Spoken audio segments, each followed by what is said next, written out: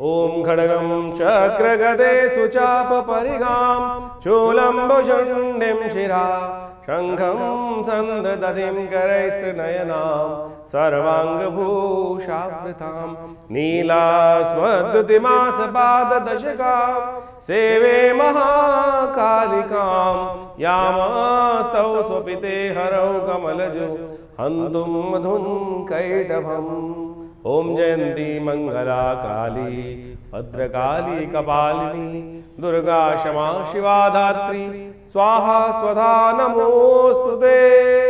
नमस्कार, स्वागत है आपका आचार्य वाणी में। मैं आचार्य डॉक्टर विक्रमादित्य आपके साथ हूँ। आज का विषय हमारा है वृषभ राशि, शुक्र प्रधान राशि वालों के लिए 4 तारीख शुक्रवार का अवसर 9वीं तिथि विद्यमान है और इस दिन सुबह सुबह ग्रहों का परिवर्तन का योग आपकी राशि के दृष्टिकोण से राजयोग तो बन रहा है, लेकिन थोड़ा स्वास्थ्य को बिगाड़ रहा है। स्वास्थ्य का ध्यान रखना पड़ेगा।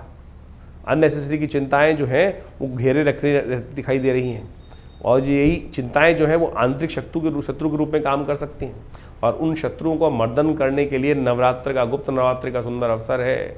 तो ऐसे में गुप्त नवरात्रि के अवसर पर भगवती काली को प्रसन्न करें। सर्वा बाधा प्रशमनम त्रैलोक्यस्य अखिलेश्वरी एवमेव तया कार्यम अस्मद्वैरी विनाशनम। तो इस प्रकार से अपने समस्त अंदर बैठे शत्रु, बाह्य बैठे शत्रुओं को समाप्त करने के लिए भगवती से प्रार्थना करें।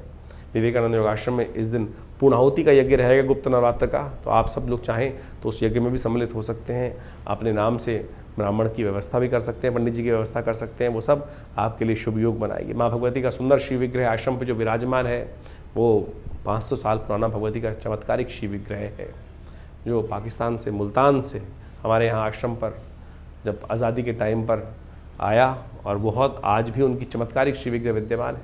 तो आप उनका दर्शन करेंगे तो देखिए सुंदर योग बनेगा, कल्याण के योग बनेंगे।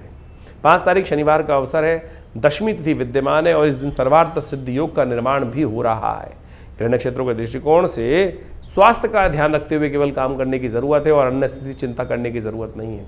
यदि इन 2 चीज़ों को आपने चिंताएं हटा दी और साथ साथ स्वास्थ्य का ध्यान रखा तो फिर तीसरा फैक्टर जो है वो सफलता, वो आपको अवश्य मिलता दिखाई देगा।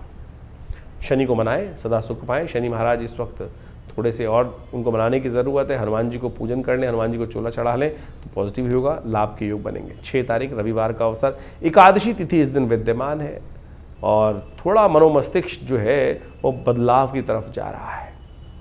जो हल्का सा कहीं ना कहीं थोड़ी कमी थी उसमें ठीक होने के योग बनते दिखाई देंगे। दोपहर तक जो ग्रहों का योग परिवर्तन की तरफ जा रहा है वो कहीं ना कहीं थोड़ा उदय कर रहा है। ऐसे में थोड़ा सा रास्ता देना चाहिए आपको। दूध का दान करना, शिव पर थोड़ा दूध का अर्पण करना, यह आपके लिए बहुत कल्याणकारी रहेगा। इस दिन विशेष तौर पर सबसे बड़ा परिवर्तन जो हो रहा है वो है देव शयन हो रहा है, लेकिन बृहस्पति का उदय हो रहा है। बृहस्पति जाग रहे हैं लेकिन देवता शयन करने जा रहे हैं और ये आखिरी देव शयनी एकादशी जो होती है वो विशेष तौर पर ग्रह नक्षत्रों के दृष्टिकोण से हम समझें तो इस दिन देव शयन हो जाता है। 4 महीने तक देव शयन रहता है। कार्तिक एकादशी को जाकर, कार्तिक मास की एकादशी, देव जो उठनी एकादशी होती है उस दिन जाके देवता जागते हैं। लेकिन सबसे शुभ कार्य ये होता है कि भगवान शंकर के पास समस्त सत्ता आ जाती है और समस्त सत्ता भगवान शंकर के पास आने के बाद भगवान शंकर के अधीन हो जाते हैं। तो भोलेनाथ को प्रसन्न करना तो केवल 1 लोटा जल से ही, तो कोशिश ये करें भगवान का सुंदर स्तवन करें। देखिए समस्त कार्य करने के योग बनेंगे। विवेकानंद योगाश्रम में हमने पूरे इस 1 महीने में, जो सावन का महीना शुरू होने जा रहा है 11 तारीख से, यहाँ पर रुद्राभिषेक नित्यपति रहेगा। रुद्र अष्टाध्यायी के द्वारा भगवान शंकर का रुद्राभिषेक नित्यपति चलेगा। कभी दूध से, कभी दही से, कभी तेल से, कभी विशेष तौर पे जो अनेक प्रकार की औषधियाँ होती हैं भस्म से, सब प्रकार से भगवान का अभिषेक चलता है। बड़ा विशाल शिवलिंग आश्रम पे प्रतिष्ठित है और रुद्र अष्टाध्यायी से नित्यपति उनका स्तवन चलता है। तो आप सब सादर आमंत्रित रहेंगे। पूरे 30 दिन तक ये अनुष्ठान रहेगा रोज़ शाम को। तो आप भगवान का सुंदर स्तवन करें और देखिए भोलेनाथ पर जो सत्ता होती है तो बड़ी इजीली प्रसन्न हो जाते हैं। 7 तारीख सोमवार का अवसर, द्वादशी तिथि विद्यमान है और ग्रह नक्षत्रों के दृष्टिकोण से मनोमस्तिष्क पॉजिटिव भागता दिखाई दे रहा है। बहुत सारी इंट्यूशंस आपके मनोमस्तिष्क में आती दिखाई दे रही हैं, उनको उपयोग करने का आपको प्रयास करना चाहिए। और ग्रह नक्षत्र पॉजिटिव हैं, संत महात्माओं की सेवा करें और वामन पूजा के दिन इस तिथि को माना जाता है। आषाढ़ की जो द्वादशी होती है वामन द्वादशी के नाम पे मानी जाती है, तो उनका पूजन अवश्य करना चाहिए। 8 तारीख मंगलवार का अवसर, त्रयोदशी तिथि विद्यमान है और इस दिन भौम प्रदोष का योग बन रहा है। ग्रह नक्षत्रों के दृष्टिकोण से ग्रह आपके लिए अच्छे हैं। मंगल के ही आपकी राशि में ही विशेष तौर पर चंद्रमा विद्यमान है, भौम प्रदोष का योग बना रहे हैं। यदि ऋण जीवन में परेशान कर रहा हो, कष्ट कर रहा हो, तो इस दिन सुंदर रूप से भगवान शंकर का सुंदर स्तवन करके पूजन कर लेने से ऋण मोचन के योग भी बन जाते हैं। 9 तारीख बुधवार का अवसर, चतुर्दशी तिथि विद्यमान है। ग्रह नक्षत्रों के दृष्टिकोण से मन थोड़ा बंधन में रहता दिखाई दे रहा है, लेकिन फिर भी कहेंगे ग्रह आपके फेवर में ही है, इसलिए सही दिशा की आवश्यकता है। मन कहीं ना कहीं भटकाव की तरफ जा सकता है, यदि सही दिशा मिल जाए तो आप बहुत ज़्यादा चीज़ें अच्छी हो सकती हैं। इन दिनों आपका मन जो है ना 2 भावों में भटकता दिखाई देगा, धर्म करूं या अधर्म करूं, ये करूंगा तो धर्म होगा, ऐसा कर लूँगा तो अधर्म हो जाएगा। इसके लिए सही गुरु की आवश्यकता है, सही गुरु के दिशा निर्देशन की आवश्यकता है। और इस दिन गुरु पूर्णिमा का सुंदर योग बन रहा है 10 तारीख को, और गुरु पूजन करके, गुरु वंदन कर आप सही दिशा प्राप्त करने का प्रयास करें, गुरु की आज्ञा का अनुसरण करने का प्रयास करें। अंधकार प्रकाश में परिवर्तित हो जाएगा। 10 तारीख को बृहस्पतिवार, पूर्णिमा तिथि, सत्यव्रत का योग, ग्रह नक्षत्र गजकेसरी योग बनाकर आपके लिए तैयार हो रहे हैं, और ये कहीं ना कहीं लाभ के रास्ते आपके लिए खोल सकते हैं। आशीर्वाद की ज़रूरत है, गुरु महाराज का आशीर्वाद लेकर काम करने का प्रयास कीजिए, देखिए कृपा होगी, सही दिशा प्राप्त होंगी। हाँ, एक बात ध्यान रखना, इन दिनों आप अपने गुरु स्वयं बने हुए हैं। किसी की बात अच्छी नहीं लग रही है आपको, केवल अपनी जहाँ चल रही है, तो उससे हटके चलने का प्रयास करें। जो बड़े लोग बता रहे हैं उनके अनुसरण करने का प्रयास करेंगे तो अच्छा रहेगा। तो इस प्रकार से आपने ग्रहों की विवेचनाओं को, ग्रहों के योगों को समझा कि आपके दिन पर दिन किस प्रकार के जुलाई के आरंभ काल में ग्रहों का योग बनेगा, और ये योग आपके जीवन पे किस प्रकार से प्रभाव डाल रहा है। देखिए, ये तो योग जो है वो हमेशा बनते आते हैं, और उन योगों का प्रभाव तो आपकी राशि के दृष्टिकोण से, आपके लग्न के दृष्टिकोण से पड़ता ही है। सबसे पहले ये हमको समझना चाहिए कि हमारी राशि मुख्य है या लग्न की राशि मुख्य है या सूर्य की राशि मुख्य है। क्योंकि सबसे ज़्यादा प्रश्न जो इस वक्त हमारे चैनल पर लोगों के द्वारा पूछे जा रहे हैं, या किसी भी ज्योतिषी कार्यक्रम को देख के लोगों के मन में उठता है, वो यही है कि मैं अपनी राशि कौन सी देखूँ। देखिए, मुख्यतः सबसे ज़्यादा प्रमुख राशि जो होती है जहाँ चंद्रमा विद्यमान होता है, जहाँ चंद्रमा आपकी राशि में पहुँचा हुआ है, वही राशि मुख्य मानी जाती है। गोचर के दृष्टिकोण से उस राशि का महत्व ज्योतिष के दृष्टिकोण से सबसे ज़्यादा माना जाता है।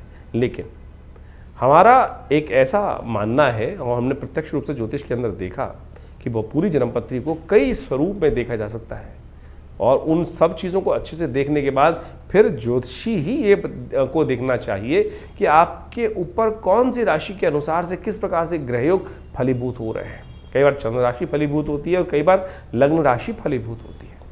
वो ग्रहों पे के योग के ऊपर निर्धारित होता है कि ग्रहों के योगायोग किस प्रकार से, किस व्यक्ति के दृष्टिकोण से कौन से ग्रह कार्य कर रहे हैं, कौन से ग्रह सुप्त अवस्था में है, कौन से ग्रह जागृत अवस्था में है, कौन से ग्रह स्वप्नादि अवस्था में है। तो इन सब चीज़ों की विवेचना करने के बाद फिर ये निर्धारित किया जाता है। चंद्र राशि वैसे फिर भी आप सही तरह से देख सकते हैं, आपके जन्मपत्री के अनुसार से चंद्रमा जिस राशि में विद्यमान है उसको चंद्र राशि बोला जाता है। उसके अनुसार से आप देखेंगे तो आपका फल बिल्कुल मैच होगा। लेकिन नाम राशि बहुत सारे लोगों को जन्मपत्री पता ही नहीं होती। उसको तो एक और तरीका होता है कि नाम के दृष्टिकोण से, कि आपका नाम जिस अक्षर से निकल रहा है, अवकाश हड़ा चक्र के अनुसार से, उसके अनुसार से आपका नाम के जो पहला अक्षर है, नामाक्षर जिसको बोला जाता है, उसके अनुसार से भी आप राशि देख सकते हैं। लेकिन सबसे मुख्य तो वही होगा कि जो चंद्र के अनुसार से आपकी राशि बन रही है, उन सब चीज़ों को अच्छे से देखकर फिर हम अच्छे से जान सकते हैं भविष्य के दृष्टिकोण से। कई बार गोचर के दृष्टिकोण से आपके ग्रह योग बहुत अच्छे आ रहे हैं, और ये प्रश्न बहुत ज़्यादा एक कॉमन प्रश्न हो चुका है इस वक्त, और सही भी औचित्य रहता है कि आपके गोचर के दृष्टिकोण से तो आपके ग्रह बहुत अच्छे लग रहे हैं, लेकिन काम उतना नहीं हो रहा है कि जितना, क्योंकि 12 राशि के अंदर पूरे विश्व को बांटने का जो एक प्रयास किया जाता है, लेकिन उसमें समझने की आवश्यकता यह है कि आपकी मूल जन्मपत्री में ग्रहों का प्रभाव किस प्रकार से बना हुआ है। गोचर के दृष्टिकोण से वृष्टि हो रही है, संसार में बारिश हो रही है, तो सब जगह एक ही प्रकार का पानी पड़ रहा है। यानी एक बहुत बड़े क्षेत्र में जब बारिश होती है तो बारिश तो एक ही प्रकार की हो रही है, लेकिन हर एक की स्थिति, हर क्षेत्र की स्थिति अलग है। कहीं कोई पहाड़ी पर है तो वहाँ पानी रुकेगा नहीं, कहीं कोई गड्ढे में है तो सारे क्षेत्र का पानी वहाँ आ जाएगा, वहाँ सारी विपदाएं घिर जाएंगी। तो यानी ये आपकी जन्मपत्री, मूल जन्मपत्री पर आपके मूल कर्मों के अनुसार से जो लेखा जोखा आप लेकर बैठे हैं, पूर्व जन्म के अनुसार से जो आए हैं बनाकर, उसके अनुसार से भी डिपेंड करता है कि मूल जन्मपत्री में कौन से ग्रह योग किस प्रकार के बन रहे हैं और कौन सी दशाएं चल रही हैं किस प्रकार की। तो आप सबसे पहले अपनी जन्मपत्री को अच्छे से चेक कराएं, क्या स्थिति मच रही है, क्यों आपकी जन्मपत्री में उतने लाभ नहीं हो रहे हैं जितने लाभ होने चाहिए। ज्योतिष एक बहुत शोध का विषय है और हमारे ऋषि मुनियों ने काल गणना को बहुत विशेष तौर पर समझकर इनकी विवेचनाएं उपस्थित करी हैं और उसी समझ का, उसी ज्ञान विज्ञान का लाभ लेते हुए ज्योतिष की जो गणनाएं हैं उनको समझकर उसके द्वारा भविष्य को समझने का जो कार्य किया जाता है वो ऐसे नहीं है। कई बार हमने हजारों जन्मपत्रियों में इस प्रकार से देखा है कि जैसा जो घट रहा है वो सामने, जो चीज़ सामने दिखाई दे रही है गुण योगा योग के अनुसार से वही घट रहा है, बिल्कुल उसी प्रकार से। तो यदि कष्ट का निवारण चाहते हैं, कष्टों को भगाना चाहते हैं, तो जन्मपत्री को सही से समझकर और उसके अनुसार से उसके भविष्य के दृष्टिकोण से जो आपके लिए खास ज़रूरत है। देखिए, बड़े भाग्य मानुष तन पावा, बड़े भाग्य से मानुष तन मिलता है और ऐसे ही नहीं दुख में निकालने के लिए है। इन दुखों को समाप्त करने के लिए एक दिशा पकड़ने की आवश्यकता है, दिशा बदलने की आवश्यकता है। दशा स्वयं बदल जाएगी। दिशा किस प्रकार से पकड़ी जाए, किस मार्ग पे चला जाए, चलना ही तो है। और चलना यदि गलत मार्ग पे होगा तो गलत तरफ हमको लेके जाएगा, सही मार्ग पकड़ लेंगे तो सही तरफ चलते चले जाएंगे। तो यही जो दिशा हमको ज्ञान विज्ञान के माध्यम से मिले तो वो विशेष तौर पर हमारे जीवन में कल्याण का मार्ग बना देती है, सही रास्ता हमको दिखा देती है।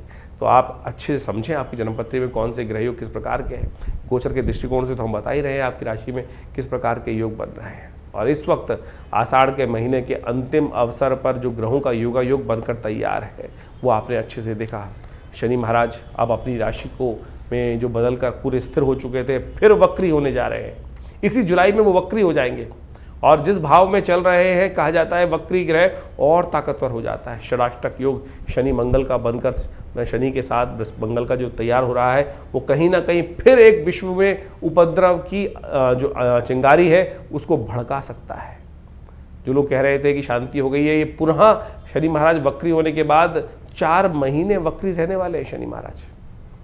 अच्छी बात यह है कि बृहस्पति उदय हो रहे हैं।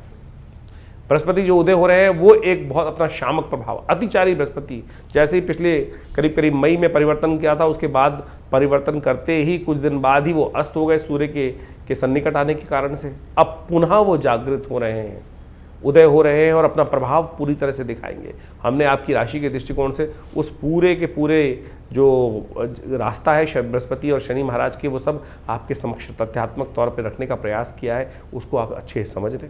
और फिर भी कोई प्रश्न मन में यदि आ रहा हो तो चिंता ना करें, हम आपके साथ हैं। यदि आप खुद मिलना चाहते हैं आश्रम पे तो रविवार को हम मिलते ही हैं हर व्यक्ति के साथ। सुबह 8 बजे से लेकर करीब करीब जो 10 साढ़े 10 बजे तक विशेष कार्यक्रम रहते हैं। उन सब में बहुत सारे लोग आकर यज्ञ में सम्मिलित भी होते हैं और माँ भगवती का आशीर्वाद भी लेते हैं और अपने प्रश्नों का निवारण भी जान लेते हैं। और यदि बहुत दूर है तो फ़ोन पे आयुष जो आप विशेष तौर पर अपॉइंटमेंट्स का प्रोसेस है, आप फ़ोन नंबर चल रहे हैं उन पर संपर्क साध कर अपने प्रश्नों का निवारण जान सकते हैं और उस उपायों को कर आप अच्छे समस्याओं को दूर करने का योग बना सकते हैं। तो ये राशिफल हम लगातार आपके साथ रहते हैं और बहुत सारे अलग अलग जो ज्योतिष की गणनाओं के माध्यम से विभिन्न ग्रहों का परिवर्तन होता है उन सब के समस्त सिद्धांत आप तक पहुंचाने का प्रयास करते रहते हैं। तो इन सबको समझें, जीवन में सही मार्ग को पकड़ें, सत्य मार्ग को पकड़ें और फिर आगे चलने का प्रयास करें तो अच्छा रहेगा। धन्यवाद आप सबका।